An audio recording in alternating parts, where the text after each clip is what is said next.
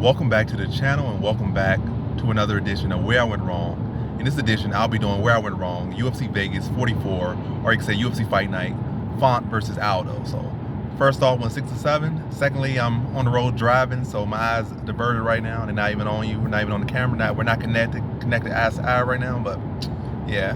Where I Went Wrong, UFC Vegas 44, UFC Fight Night, Font versus Aldo went 6-7. Another tidbit, another little note, I'm -1 for the past 3 weeks because as far as overall, just predictions and stuff, not specific picks or lots or whatnot, but as far as overall, just predictions, -1 for the past 3 weeks. Went 4-7, then went 7-4, then this week went 6-7. So those first 2 weeks cancel each other out.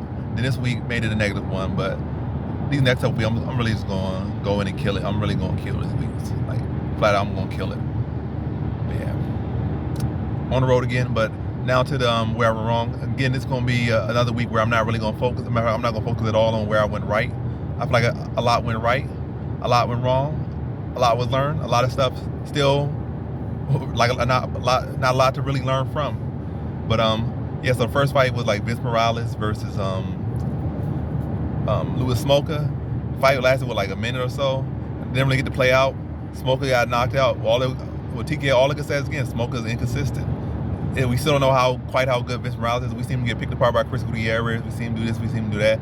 He never looked amazing. He looked a lot more powerful in that fight, but again, Louis Smoker has always been a frail, weak person. Like, I'm not saying, that doesn't sound like a big insult, but Louis Smoker always like a guy he needs that to get in the gym more or do some more physical training. That's all I'm saying. Louis Smoker always kind of had a physical disadvantage, but that's just not to say or try to take anything away from him. But either way, Louis Smoker got stopped in the first round. TKO was looking all right. I'll say, but only fight lasted only 2 minutes. He was trying to do he had him in the clinch, had him in the plum. Was turning to that side, and hands like preoccupied. Got caught over the top with a hook, rocked, finished off. So I was like, fight didn't get a chance to play out. We didn't get to see more of Morales' game. We gotta see his power a little bit more. I guess he put some more power on it because in his prior fight he never seemed to have that much power. But now in this fight, so at least his power went up. But again, we don't know how good he is, but we know he's not all that great. But at least I know he's good enough to beat Smoker, who's been around the UFC for a good minute. And I don't know, but like I said, is it a replicatable? Like, can he do that every single time he fights Louis Smoker, or at least 60% of the time, 50% of the time, 70, 80% of the time? Who knows? It's like such a short fight. It definitely wouldn't be the case you would replicate the same exact finish, or whatever the case may be.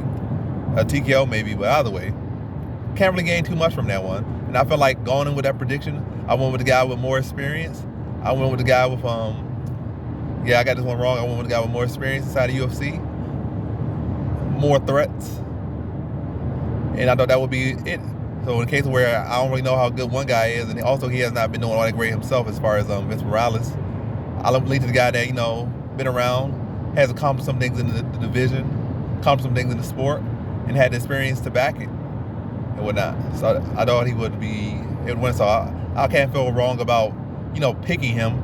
Obviously the prediction didn't pan out, but 10 out of 10 times I'm gonna lean to the Louis Smoker, whether it be Louis Smoker in that situation or some other fighter in that situation, given that they're the more experienced, more accomplished fighter, and they're going against a guy that has been like 500 or below 500, and like Morales, and looked like a guy that just wasn't up to par. And most of them pick those guys, and in most cases those guys are gonna win. So it's not like I'm about to shift so much, like, oh my gosh, I did something so wrong on the pick. It just again didn't pan out. And also, it didn't pan out the way that we could really get any true intel on Vince Morales from that fight. There's probably some little small intel, but not a whole lot to really gain from that. But yeah, next fight, I think it was Chris Gutierrez versus Claudio Puelles. And this is a fight where I clearly said, like, this is a pick where I'm kind of reach on, and I definitely reached on. This was my reach pick for the night, and it didn't pan out. Sometimes it pans out, sometimes it didn't. I thought I had a pretty good read on Chris Gutierrez, but it obviously wasn't that great a read. And again, it's like a guy 10 years older versus a guy 10 years younger. The young guy's bigger, longer, stronger. Chris Gutierrez had a history of getting submitted. Got submitted again. Puelles, once again, with a leg lock.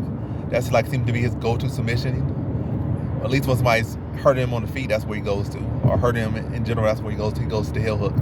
Maybe something birthed into him as a baby. But either way, Puelles was able to pull it out, but all been watching that fight, I'm not high on either guy. I think Puelles, I don't see Puelles really rising up the rankings. I see him as like shark food. Chris Gruetzemacher is gonna be shark food, but all it's gonna take is maybe like 1 or 2 more losses. Chris Gruetzemacher probably gonna be retiring, so he's 35, a bottom feeder at best, and not a very great bottom feeder. So yeah, he probably gonna be out of UFC if he can't string together some wins or do something to show that he's something different. But Gruetzemacher inconsistent. Puelles at least got some bit of talent, will at least stick around for a little bit, but I still see him kind of the one-dimensional fighter. I definitely see, anybody any bit decent picking him apart. Or anybody any bit decent that has a full run around of skill set. And yeah, that's all I'm gonna say. What I can learn from that one is Gruetzemacher's takedown defense isn't the greatest. Neither is Puelles' offense takedowns, but Puelles' grappling is pretty solid. And Gruetzemacher has already been seen a bit of weakness in the grappling department, at least to BJJ in submission grappling. But again, it is what it is with that one. Third fight, we had William Knight versus Alonzo Minifield. And how that fight played out, it was I thought it played out to decision. It played out to decision. I feel like Minifield probably would have won if he had not got dropped at the end of that first round. I feel like that round was shifting his way, and I feel like that fight was really shifting his way a lot of ways. But I think that third round, it was simple. Like, he was halfway there with the fight IQ. Not the greatest for the fan, try to stall and drain time off the clock. But if he really wanted to ice the round, he should have been throwing punches and knees while he held William Knight. Like, he held him for like 2 minutes in his cage, did not throw a single punch, did not land a single punch. And then you wonder why you lose a decision. A split decision at that, but you lose a decision when you could have just been on top of somebody, just tapping him. Like, you didn't even have to do no heavy shots, that's going to exhaust you, or, really give an opportunity to get some unhooks and turn off the cage. Just like tap, like this punch the knee, punch the thigh, maybe elbow that knee, elbow the thigh, maybe foot stomps. Just throw stuff out like that keeps you busy, pile the points instead of just literally doing nothing. And then your opponent does a little bit, some power shots that don't really land the flushes or at all, but their aggression versus your lack of really anything, like some holding against the cage, not throwing a single punch or a kick or chop, karate chop, headbutt, nothing, elbow, nothing, and then a jab or two and hopping on your bike. Yeah, so you can see why he didn't win, but I feel like in my opinion, I feel like the decision should have went to him. But when you fight like that, it's like you got no excuse for the loss. But that fight could have went either way. That's all I'm saying. So nothing to learn from that fight necessarily. I think both guys are who they are. I still think Alonzo Minifield has a brighter star ahead of him, or at least potential. I don't think these guys will be no big stars or anything, but I feel like Minifield has more room for growth, whereas with William Knight, I'm not really seeing that growth as of right now. But hey, he got the win, and that's good. Most funny thing about this prediction right here was that I actually picked William Knight 8 months ago, maybe even longer ago, and then I went back, privated my original prediction, and I even said in the video, I said I was with William Knight. I feel like things have changed, and I feel like I've seen growth from Minifield. I haven't seen growth from William Knight. And I leaned to Minifield and got it wrong. So if I would have stuck where I just left that video up, I would have had the right prediction. But it is what it is. It is what it is at the end of the day. So yeah, had those three, and that nigga went a little 5-fight streak of correct predictions. And then I think what happened after that? So I think it was the Clay Guida versus Leonardo Santos fight. And Clay Guida just showed veteran heart and showed veteran grit. Was able to turn a bad situation to a good situation and wear him out, then tap him out, which is very surprising. Tap out was very surprising. Wearing the work rate of Clay Guida and the heart and tenacity of Clay Guida is nothing new and nothing untested. But Clay Guida, and I think about Clay Guida, I feel like as far as predictions with Clay Guida, win or lose, I think I only got maybe one. Prior to this, I only probably had one wrong Clay Guida prediction. And that was the Thiago Tavares fight. So I'm usually pretty accurate on Clay Guida, but he pulled some wool from underneath my eyes or something, or pulled some wool over my eyes this one. So Clay Guida got his hand raised, and he did what he had to do. Tapped him out. Very impressive performance from Clay Guida. You got to wonder where Leonardo Santos goes from here. You got to wonder where Kevin Lee fits into all of this, but yeah, it is what it is. He pulled it out, but I'm not gonna be super high on odds guy Leonardo Santos like with 37, Clay Guida with like 37 too or like 40. I can't see either of these guys doing anything in the division. At first, Leonardo Santos, I feel like he could have did something, but now with like back-to-back losses and back-to-back finish losses, his contract is definitely in question. He might even get cut within the next couple of days, but we'll see. Clay Guida on the side, he maintains his status in UFC. He sticks around, but I think he's gonna continue to run into, they're gonna continue to test him against he gonna get some wins or get a win. Then they'll quickly throw him in back in with another prospect and he'll lose. And they'll keep doing that with him until he gets tired of it or they get tired of him. But nonetheless, good performance by Clay Guida. He did what he had to do, got the hands raised, and extended his contract. But not really too high on these guys going forward, and could definitely see myself picking against either or both of these guys in the next fight. So that's what I was seeing for that one. But I don't know what I can say what the mistake was that from there, because I mean with the I'm all talking all these different languages. I said with the Messiah, with the Messiah, say, but either way. But either way, yeah, I can't really take too much from that fight necessarily. Outside of that, all the confidence I had in Leonardo Santos has quickly been dispersed, dwindled, gone, non-existent no more. Or at least as far as upward trajectory or being a potential factor in the division. Yeah, that's definitely gone, but I highly see myself picking against both these guys in the next fight. That's what I get from this fight. And then, yeah, on to our next fight. We had, who do we have? We had, I think Chris Curtis versus Brendan Allen, or Brendan Allen versus Chris Curtis. In this one, I feel like I made a pretty solid prediction here. I thought Brendan Allen would simply do more. He did do more. He did look to try to backtake. He did look to try to backpack, and he looked to try to be offensive, active, and stuff. But the good thing about Chris Curtis is I feel like he was the better striker, much better striker. And for me, it was never about technique from him. It was about lack of activity. And what did he do? He brought the activity. He brought the activity rate up. He was aggressive, and he didn't let the moment slip past him. He stayed on him, and really never allowed Brendan Allen to find that composure, kept him uncomfortable, kept him in danger, and then put him away. Like, he put the hurt on him and never let up. So that's real good from Chris Curtis. I see him going forward. He's going to be a problem in the division, because a guy that already had pretty solid wrestling defense, that has some slick boxing. Now, the main issue with him was the fact that he just didn't let his hands go. And now that he's letting his hands go, and we know what can lead you over to the counters, but it's like he's the guy that's sloppy. So he's clean, composed, sharp, and now he letting those hands go, find those marks. So going forward, Chris Curtis is going to be a problem. Brendan Allen on the side, I think with Brendan Allen, when he gets in a striking matchup, and he's not able to dictate it, or he's not able to make it take it to the ground, he quickly wilts. So I feel like that's already been there. And with Brendan Allen, he always kind of has been a bit inconsistent, but had good showing against Punahele Soriano. Showed some great improvements in his striking and his diversity, but was not enough tonight or last night. But so going forward, gotta stop sleeping on Chris Curtis. And I feel like the main reason I picked against him, or at least I picked against him twice, was that lack of activity, and now he's addressed it for the most part until otherwise. So definitely gonna have my eye on him, and definitely probably gonna invest some coins and some interest into him, because now with activity, he's a whole different beast with that work rate up. And then was my next fight. So those two, and then there had to be like, what, 4 more that I got wrong. I think last one I got wrong was the Brad Riddell versus Rafael. Oh, but right before that was Jamal Hill versus Jimmy Crute fight. And this is another fight where I literally cannot get nothing from, because we already knew that Jamal Hill was a problem on the feet. You knew it was a problem on the feet. And the fight would last like a minute or two.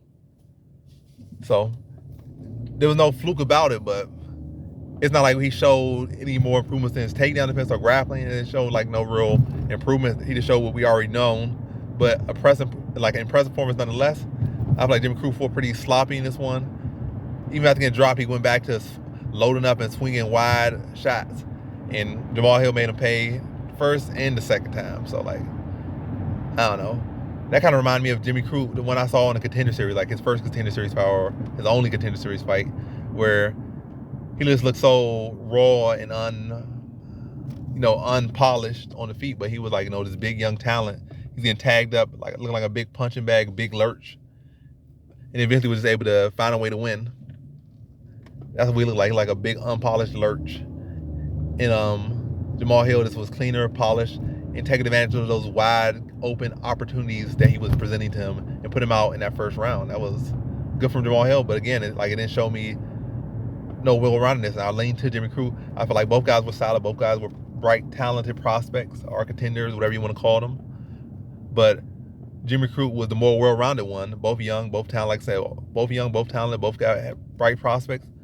So I thought it would be a pretty competitive fight. And I thought it would lean to the guy, that was more well-rounded and would be able to take it other places or look to at least have that in their arsenal, where Jamal Hill would just be, kind of just set to just be a striker. But that's all he needed on the night and got it done in a short time. And you never got to see his wrestling or grappling tested by Jimmy Crute in there. So good performance from Jamal Hill, but ultimately I can't take much from it. But it's not like it's so many grapplers in the heavyweight division at this point. So he could definitely go back on the rise.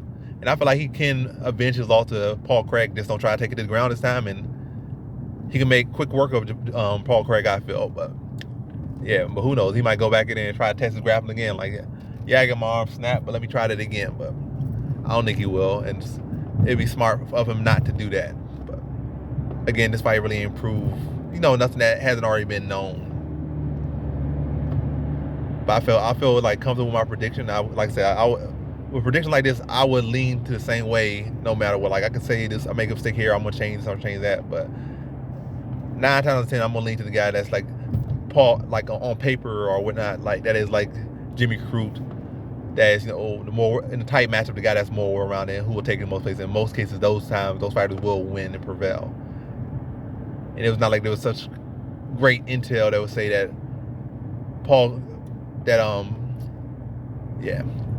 that the outcome was so foreseeable necessarily.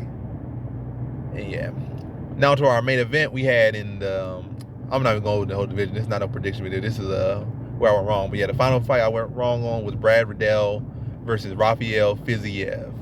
And how I saw this fight was again, another tight matchup. I thought the guy that was more well-rounded would be able to look to be more well-rounded, like look to go for takedowns, look to mix it up, and get his hand raised. And it pretty much was a close fight. So somebody say, oh, this was easy money, or whatever they might say about this fight, or some of these predictions.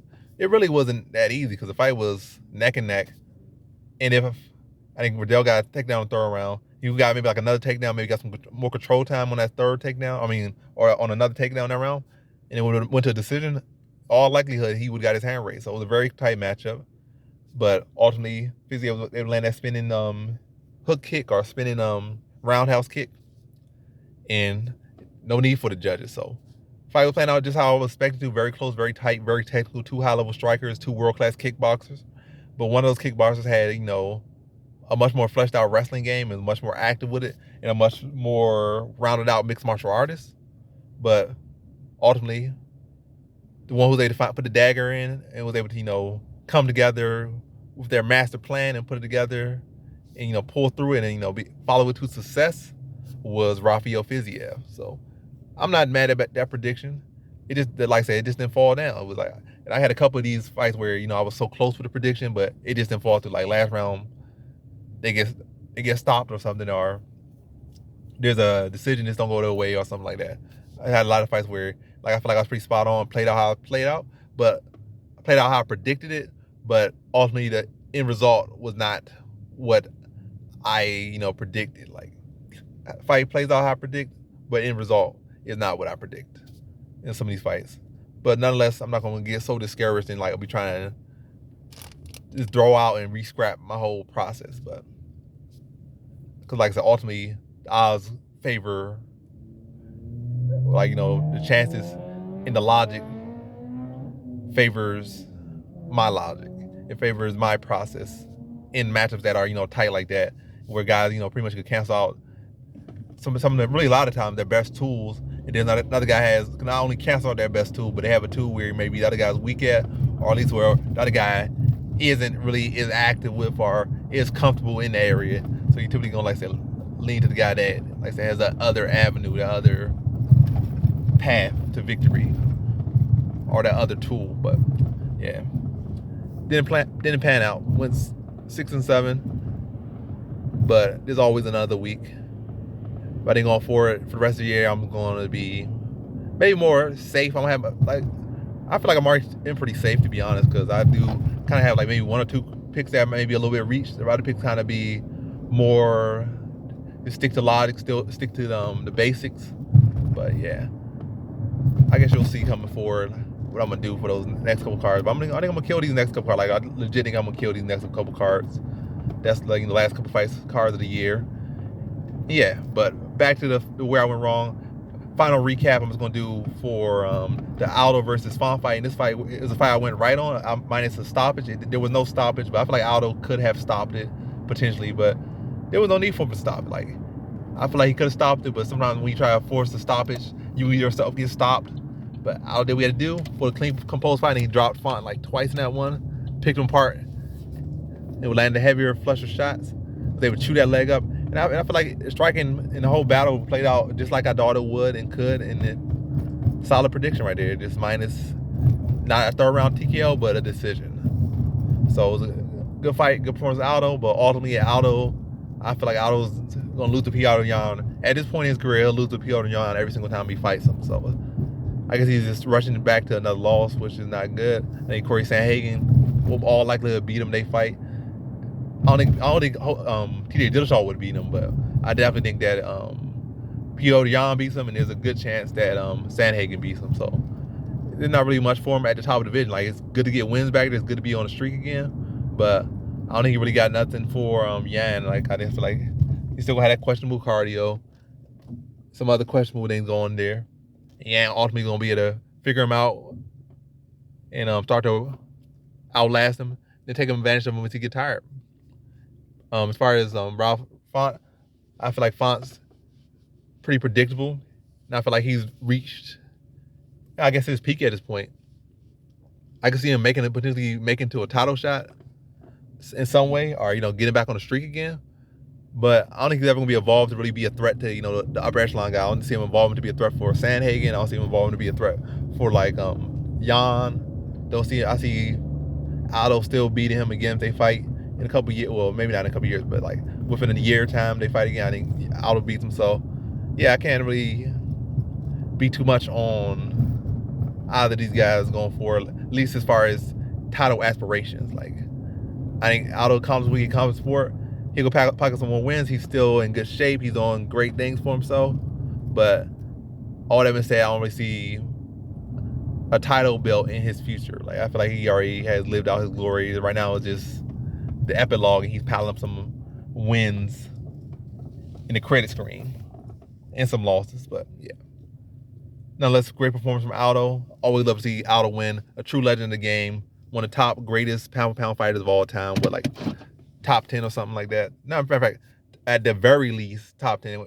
Any less than top 10 is flat out disrespect. Matter of fact, anything less than top 8, top 7, top 6 is disrespecting like top 5. So Aldo did what he had to do. Not the greatest card for me out of the way. I mean, but for me, not the greatest card. But for sure, you can guarantee, you can bet this. Next week is going to be phenomenal for me. And that's the video. Thanks for watching. Like, comment, subscribe, and come back for more videos. Peace.